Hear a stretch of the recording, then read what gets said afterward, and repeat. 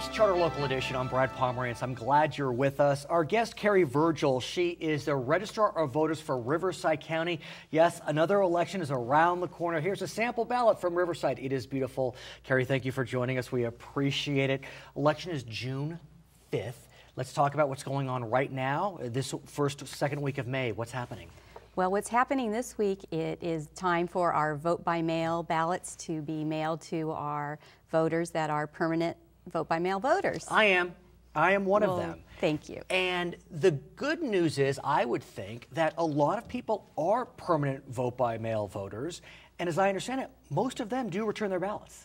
Yes, you're absolutely right. In Riverside County, almost half of our voters are voting by mail, and we are always encouraging more. And are they returning their ballots at a greater number than, for example, those that come to the polls? Yes, in primary elections, we have noticed an increase in the number of vote-by-mail voters that are voting, actually more than that go to the polls. Exactly. Okay, but this election is very unique. It's the first election under a new system. We call it the top two primary system. Explain it to us, because it changes the face of this ballot. Absolutely. The top two primary was voted by voters back in June of 2010, and now voters can cross party lines for United States Senator and other state offices. It's basically every partisan office except president. Absolutely. And so if, for example, we are voting for the United States Senate, Dianne Feinstein, a Democrat, appears on the ballot, the same ballot, with Republicans, Greens, decline to states, whatever it may be. Yes, she has many opponents for this election. What is it, 24? 24. And so what's going to happen on June 5th with regard to that race, for example?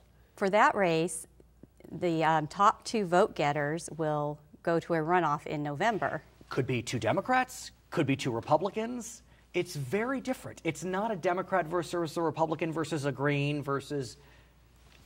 Yes, it is a mixture of all the parties, so it will be the first time in California that we are experiencing this type of election, so a lot of eyes will be on that contest. Now, we know, for better or for worse, the presidential nominating process is all but concluded. We appear to have our nominees.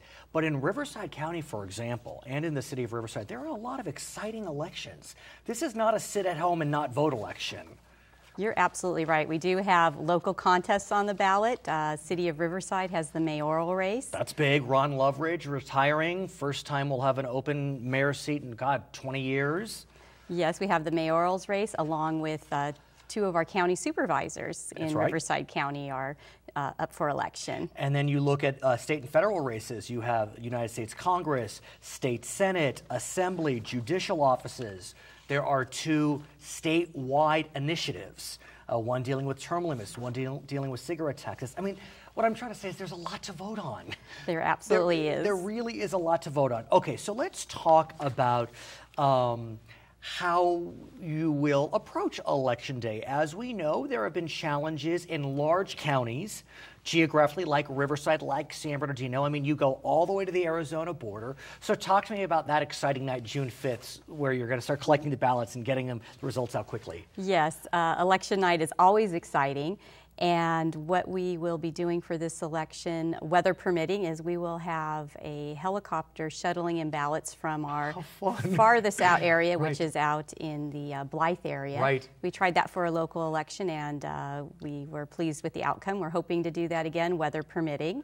Do you have any estimates on turnout?